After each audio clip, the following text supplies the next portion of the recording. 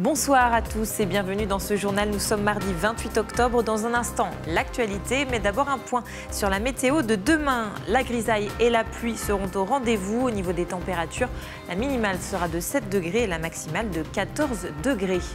Au sommaire aujourd'hui, manœuvre militaire exceptionnelle. Ce matin, des soldats actifs et réservistes ont réalisé un franchissement amphibie de la Vienne à hauteur de Saint-Germain-sur-Vienne dans le Chinonnais. Point d'orgue d'une semaine d'exercice en situation réelle. Les joueurs de l'Union Foot de Touraine à l'entraînement au stade de la Vallée du Cher ce matin, car ça y est, la date est donnée. Le 1er novembre, les Tourangeaux prendront officiellement leur quartier dans le stade historique avec un tout premier match contre les Sables d'Olonne. Et poursuite de notre série sur les couleurs d'automne pour découvrir les jardins remarquables de notre région. Ce soir, direction le village de Chédigny, connu pour ses roses et toujours aussi merveilleux à cette période de l'année. À la une, le Chinonnais devenu terrain d'entraînement de l'armée le temps d'une semaine. Depuis jeudi dernier, plus de 500 soldats actifs et réservistes s'entraînent à réaliser des manœuvres militaires entre Fontevraud, Saumur, Cholet et Chinon.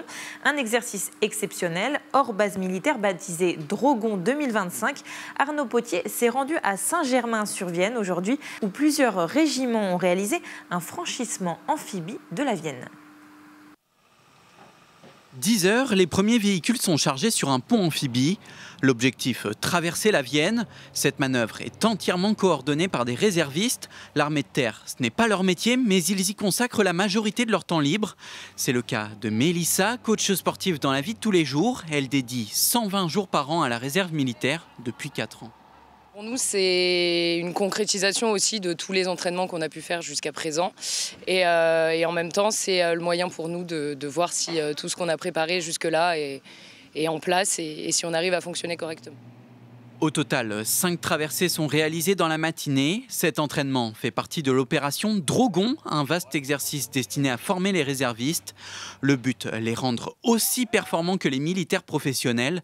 Et ce matin, tout s'est déroulé sans accroc grâce à la préparation effectuée en amont. On a mis plusieurs semaines à se préparer. Avec nos week-ends, on a fait des week-ends justement de formation sur ce type d'engin. Et les jeunes, au départ, ne maîtrisaient pas. Et en quelques week-ends, on a réussi à se former et à être opérationnel aujourd'hui. Ce type d'exercice prépare autant à la gestion de catastrophes naturelles qu'à la défense du pays. Depuis une semaine, près de 550 réservistes s'entraînent en dehors des camps militaires, dans les villages du Maine-et-Loire et d'Indre-et-Loire. Puis dimanche après-midi où ils ont commencé à faire les premiers essais, on a eu quand même pas mal de gens de la population qui sont venus voir ces exercices. On voit que notre armée quand même est assez bien équipée justement pour faire ces traversées en cas de conflit.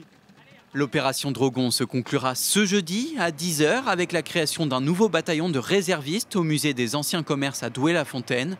D'ici 2030, l'armée de terre souhaite doubler le nombre de ses réservistes. Cela fait 10 ans qu'aucune grève n'avait eu lieu au sein de l'usine Brandt de Vendôme. Pourtant, aujourd'hui, aucun produit ne sortait du site car ce matin, c'est un débrayage spontané qui a eu lieu à la demande des salariés. Début octobre, après l'annonce du placement en redressement judiciaire du groupe qui compte 4 sites en France, le fabricant d'électroménagers a mentionné plusieurs pistes assez sérieuses quant à sa recherche de repreneurs. Mais finalement, sur les 8 projets potentiels, aucun n'inclut le site vendômois. Les salariés sont inquiets et dans l'incompréhension. Écoutez les représentants syndicaux au micro d'Hélène Chaplet. Je travaille ici depuis 1999. J'ai fait pas mal de tours. Là, je suis rendu aux expéditions. Et ça fait 25 ans et j'aime mon boulot. Et malheureusement, oui, j'aimerais pas que ça ferme, quoi. Alors on va se battre pour pas que ça se ferme, quoi.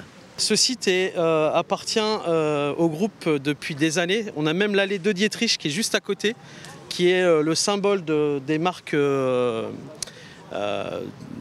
du haut de gamme français, du Made in France à la française. Ce site est complémentaire aussi avec un autre site qui est à Orléans, qui fait aussi de l'électroménager. Mais aujourd'hui, on nous dit qu'on est non essentiel. sur les offres. Tout ce qui est induction est rentable. Nous faisons des appareils particuliers, c'est des appareils de niche. On fait des dominos, des 2 feux induction, des 4 feux induction, des grandes tables induction, des micro-ondes 24 litres et des C45. C'est un gros micro-ondes amélioré. Le magasin de matériel de motoculture et espace vert Green 41 à Vineuil cible de 3 cambriolages en à peine 5 jours. Le dernier vol a eu lieu ce samedi 25 octobre avec de lourds préjudices pour l'entreprise. Plusieurs milliers d'euros d'objets volés et de dégradation des locaux. Au vu des images de vidéosurveillance, il s'agirait des mêmes voleurs revenus à plusieurs reprises. 3 suspects, dont 2 mineurs, ont été interpellés sur les lieux et une partie du matériel volé a pu être récupérée. Les 3 suspects devraient être convoqués au tribunal de Blois début 2026. De nouveaux médecins employés par la région s'installent dans l'agglomération Tourangelle, l'une au centre régional de santé de Saint-Pierre-des-Corps et l'autre au centre régional de santé des Rives-du-Cher à Tours. Le centre Val-de-Loire ayant l'une des densités médicales les plus faibles de France, la collectivité essaie d'attirer les professionnels de santé dans les zones en carence, notamment en leur proposant des contrats salariés et un accompagnement administratif. Au 1er octobre 2025, 69 médecins ont été recrutés de cette façon dans la région et 20 centres régionaux de santé ont été ouverts. Écoutez, François Bonneau, président de la région Centre-Val de Loire, est l'une des nouvelles médecins. Les plus, la charge administrative, comme on en a parlé tout à l'heure, effectivement, on peut vraiment s'occuper des patients et tout ce qui est déclaration, même les paiements, c'est les secrétaires qui le font. On a 70 signatures aujourd'hui, on veut atteindre 150 et au-delà. Pourquoi ? Parce qu'il y a un très grand nombre de communes qui nous disent « mais nous, les médecins salariés, ça nous va bien aussi ». Elles participent à chaque fois, elles participent à la fois dans la mise à disposition de locaux, la région peut aider à aménager les locaux, mais il faut mettre à disposition les locaux. Elles participent également dans la prise en charge du secrétariat médical. Ce que nous voulons, c'est que ce soit des centres dans lesquels les médecins ne soient pas tout seuls. Les joueurs de l'Union Foot de Touraine vont enfin prendre leur quartier au stade de la Vallée du Cher. Leur premier match là-bas aura lieu samedi 1er novembre contre les Vendéens des Sables d'Olonne. Alors pour l'occasion, l'entrée sera exceptionnellement gratuite car cette arrivée est très attendue. Aucun match de football ne s'est tenu dans ces locaux historiques en 8 mois depuis la liquidation du Tour FC.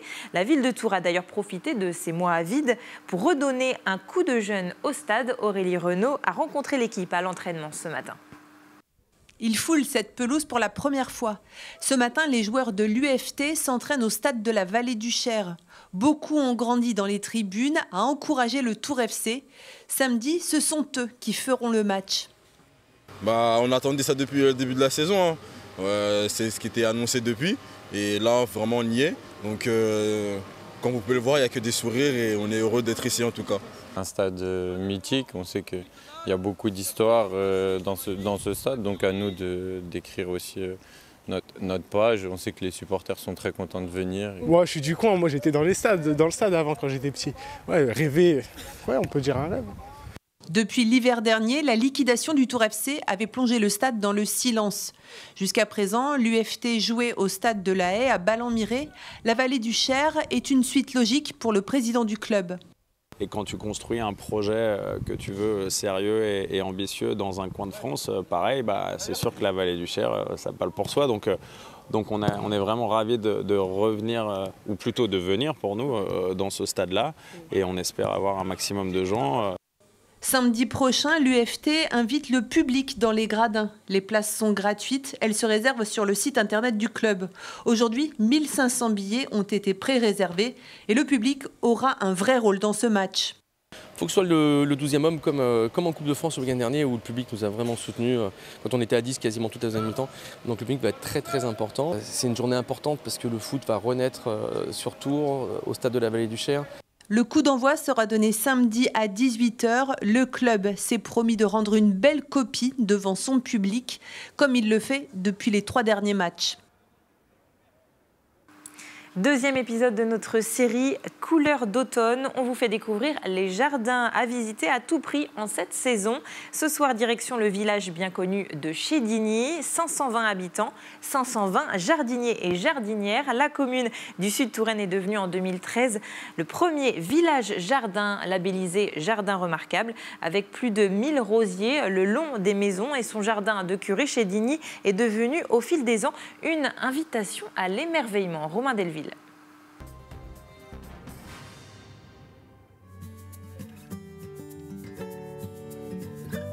Au cœur du village de Chédigny, le jardin de Curé est un écrin unique de plantation et de verdure. Un jardin de curé, c'est un style de jardin au même titre qu'un jardin à la française ou un jardin japonais. Et l'idée de ce jardin, c'était vraiment que le curé puisse vivre en autarcie. Donc on va y retrouver différents espaces avec des lieux dédiés vraiment à des fonctions particulières. On va avoir le carré de l'apothicaire dans lequel il y aura des plantes médicinales de cultiver et qui permettra au curé de se soigner, de soigner ses fidèles. On a le carré des fleurs coupées qui est également essentiel puisqu'il permet au curé de fleurir l'autel de l'église lors des cérémonies. On va également retrouver le potager qui est essentiel et qui prend la plus grande partie du jardin et qui permettait de cultiver les légumes pour pouvoir se nourrir à la belle saison mais aussi tout l'hiver. Donc plein d'espaces symboliques. Ici on est sous une voûte fruitière composée de pommiers et de poiriers taillés en espalier et qui à terme va former une véritable nef végétale et donc permet de récolter des pommes et des poires qui vont également se conserver tout l'hiver et qui pourront être mangées au fur et à mesure. C'est en 2013 que la commune du Sud-Touraine est devenue le premier village jardin remarquable en France. Tout a commencé dans les années 90, quand des habitants ont planté des rosiers le long de leur maison, sous l'impulsion du maire de l'époque, Pierre Louhault. Chédigny est devenu, dans un premier temps, capitale de la rose. Et puis, on est roseraie de France, roseraie d'Europe. On a toutes les reconnaissances en matière de rosiers. On a 3 rosiers qui portent le nom de Chédigny, Blanche de Chédigny, Jeanne de Chédigny et Petite Coquine de Chédigny, la dernière baptisée par André-Ève, qui est une obstention de chez nous, un semi-naturel. Donc la rose est devenue le symbole de Chédigny. Mais on est avant tout un jardin remarquable. Un label qui a changé la vie touristique du village. Chaque année, Chédigny accueille 120 000 visiteurs. C'est la fin de ce journal. Merci beaucoup de nous avoir suivis. Demain, vous retrouverez Lucas Chopin à 18h45. Très bonne soirée à tous.